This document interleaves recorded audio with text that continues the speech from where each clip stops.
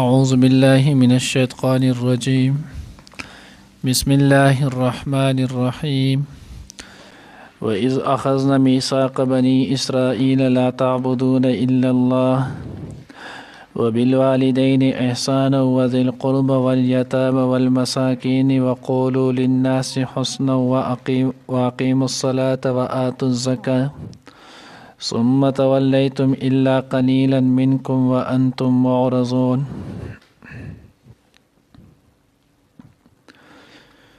ننانی درس کی با انشاءاللہ العزیز سورة بقرہ رکوع نمبر 10 آیات نمبر 83 ویلے کی یو آیات مخی هم چنین ماقبل سر ربط مناسب د انسان دینا مخی هم د بنی اسرائیل تذکره او د رکوع کې وس هم د بنی اسرائیل چنین هغه تذکره چالنه. الله جل جلاله وایي چې مونږ د ماقبل بنی اسرائیل نه دا وعده او لفظ اغستو چې لا تعبدون الا الله، چې عبادت بنه کوي مگر د یو الله. د الله نه ما سوا چې نه بل چا عبادت بنه کوي د الله ته ذات عالیه سره به شریک چې نه جوړوي. وبالوالدین احسانا او د مور پلار سره به ښېګړه کوي، احسان به کوي. وذل قربه رشتہ دارانو سره، والیتامى او یتیمانانو سره، والمساکین او مسکینانو سره به ښه کوي. وقولوا للناس حسنا او تمام خلکو ته څومره چې هم انسانیت دی برابر خبره ده که دغه چې مسلمان وي او که غیر مسلم وي، که رشتہ دار وي او که غیر رشتہ دار وي، دې ټولو ته به چې نو ښه خبره او نرمه خبره کوي. واقیموا الصلاة وآتوا الزکاة مونځ قایموي، زکات ورکوي. اوس الله جل جلاله وایي د دې خبرو مونږ چې نو بني اسرائیلو ته مخکې هم کړو، نو معلومه ده شوله چې دا مسلې چې دی نو هغه بالاتفاق دی. څنګه چې زمونږ په شریعت کې د دې مسلو د دې کارونو د دې احکاماتو حکم دی، نو دغه شانتي مخکې چې کم شریعتونه تیر شوي دي په هغې کې هم دا حکم ولو. څنګه چې مونږ ته دی نو دا حکم دی چې لا تعبدون الا الله، د الله سره چې دی نو هغه په عبادت کې شریک نه جوړوي، د الله سره به شریک نه کوي، نه په ذات کې او نه په صفاتو کې، نه چې دی نو په مدد کې او نه چې دی نو په عبادت کې. نو دغه شانتي دا حکم ما قبل قومونو ته ما قبل شریعتونو کې هم و. نو ګویا معلومه دا شوله چې د الله سره شرک دا چې دی نو د ازل نه ناجایز و. په تمام شریعتونو کې د ټولو ته یو خبره د الله رب العزت د طرف نه د وحدانیت و او د شرک چې دی نو د هغې د قباحت و چې شرک چې دی نو دا به نه کوي. همدې وجې نه ویلی کېږي چې تمام انبیا علیهم الصلاة والسلام په اصولو کې چې نو هغه تمام انبیا علیهم الصلاة والسلام یو شان دي. که چا د یو پیغمبر نه هم انکار وکړو دا د تمام پیغمبرانو نه چې دی نو انکار شو. او دغه وجه نه چې آسماني څومره کتابونه دي دا ټول کتابونه د اصل په اعتبار سره یو دي چې په هغې کې د الله جل جلاله وحدانیت دی او د شرک چې نو قباحت دی. که چا د یو کتاب نه انکار وکړو،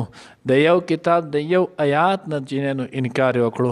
د یوې جملې نه چې نو انکار وکړو، دا د تمام آسماني کتابونو نه چې نو انکار دی او دا سړی چې نو بس کافر دی. نو یو مسله چې نو هغه دا معلومه شوه الله سره به چېرته چې نو شریک نه جوړوي.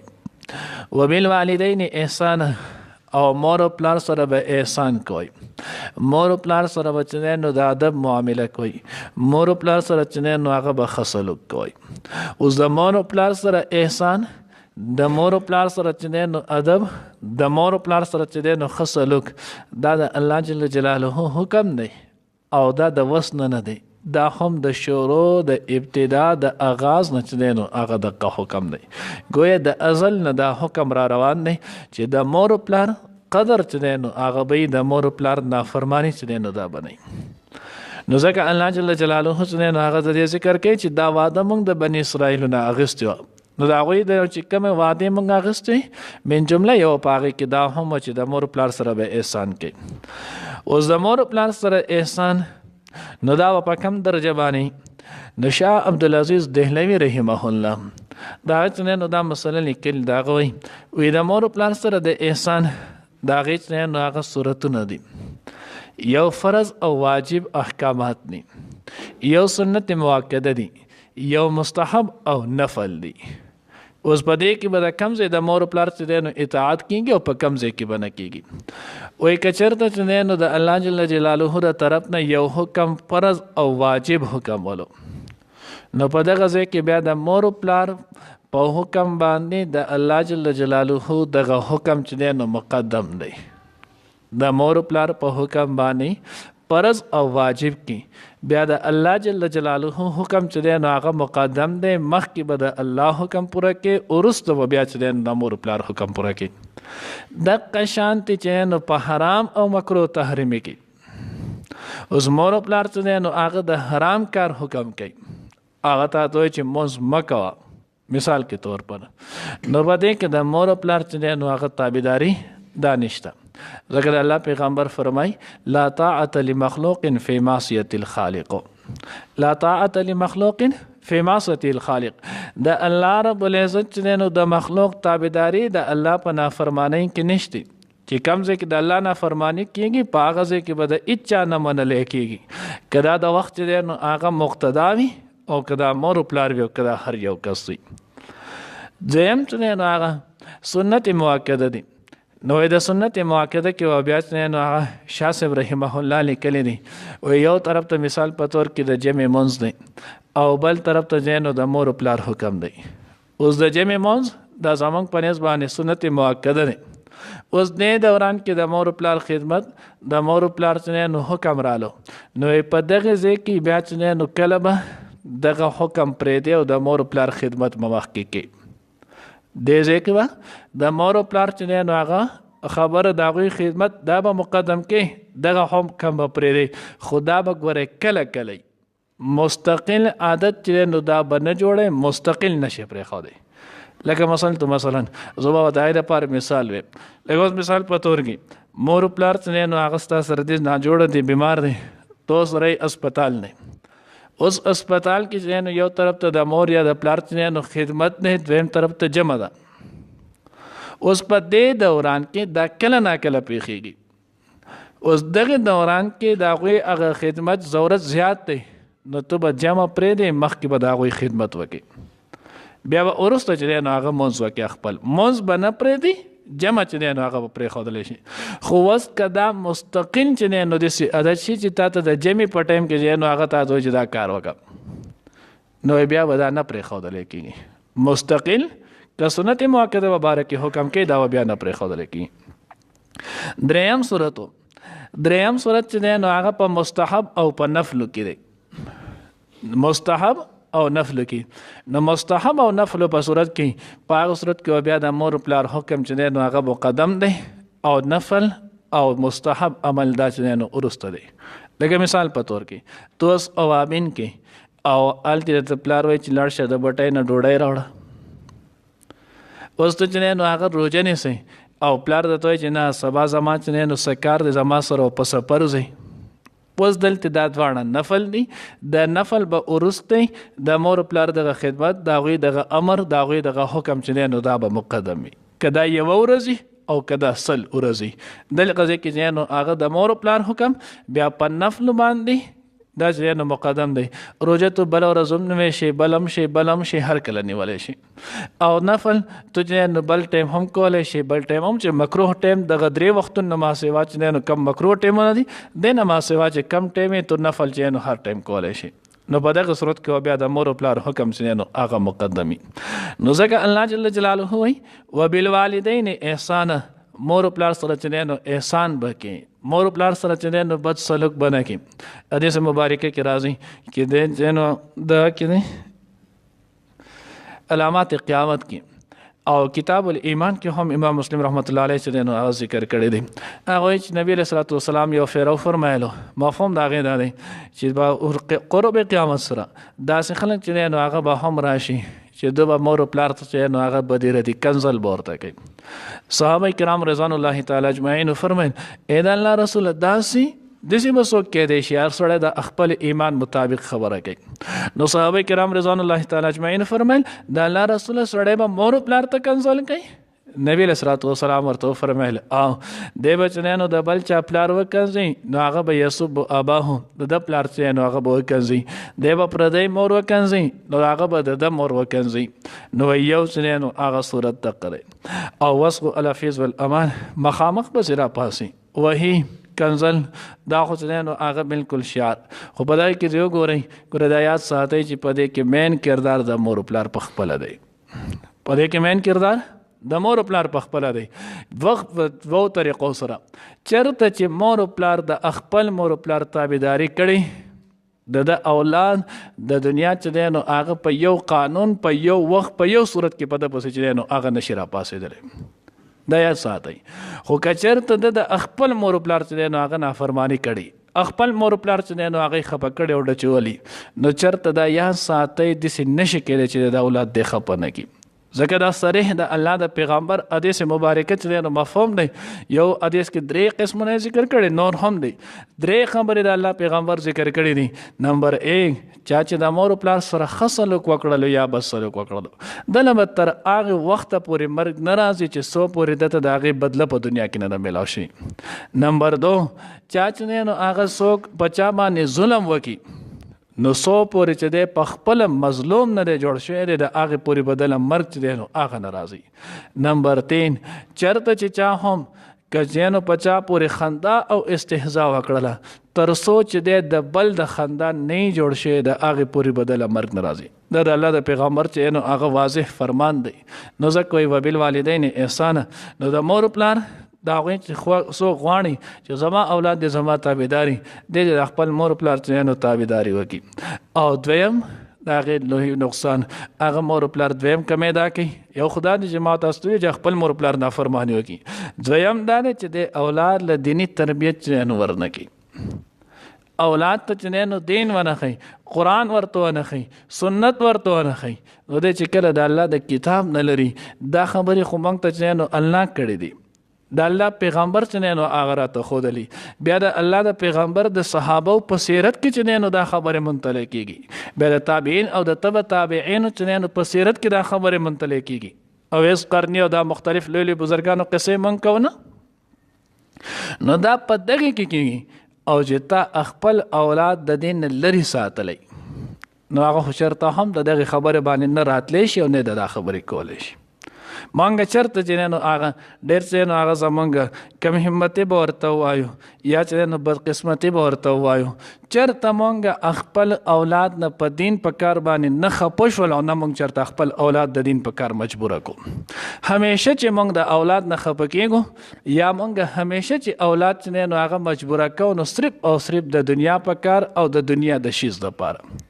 ما مخکې ویلو دا خبره زه چېرته هم نه منم چې یو سړی وایي چې زه بچي ته دا خبره کوم او دی نه مني ونې که دی ستا سره په کور کې شریک دی دی ستا سره په چي ډوډۍ کې شریک دی دی تاله چې نو په ګټه وټه کې دی شریک دی او تاله حق شانتي کوي نو د دین دا خبره څنګه نه منلی کېږي حالانکې د دین د خبرې سره د دې سره د الله جل جلاله د طرف نه هم چې نو تایید حاصلي خدا کو مونږ نه په کومه جذبه په کم نیت سره چې مونږ د دنیا خبره کوو په هغه سره دا ونه وایو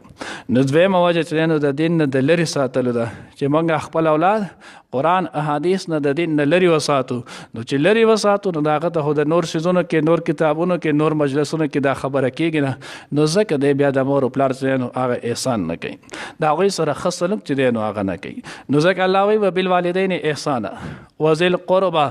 او دغه شان د رشته دارانو سره چې دی نو هغه تاسو کوئ ښه سړیتوب ښه سلوک چې دی نو هغه کوي بیا مخکې چې نو هغه موږ ویلو رشته دار نو د هغې دپاره چې دی نو درجات دي یو چې دی نو احسان هغه د چې کم د انسان بالکل قریبي رشته ده قریبي رشتې نه مراد هغه دی چې کم کسانو سره چې دی نو هغه نکاح نه کېږي محرم چې ورته ویلی کېږي د دوی سره رشته داري پالل د دوی سره چې دی نو هغه احسان کول د دوی سره چې دی نو هغه صله رحمي کول دا واجب ده دا لازمي ده دویم بیا په دوی پسې د دوی اولاد دی لکه تره زوی شولو ماما زوی شولو ترور زوی شولو د دوی اولاد دی نو اوس د دوی د اولاد سره بیا چې دی نو دویمه درجه باندې چې دی نو هغه احسان کول دا لازم نه دی صله رحمي د هغوی سره چې دی نو هغه واجب فرض نه البته د هغوی مقدم دی په حکم کې بیا دریم نمبر د هغوی اولاد داسې ورو ورو رشته چې دی نو څومره اوږدېږي نو د هغوی سره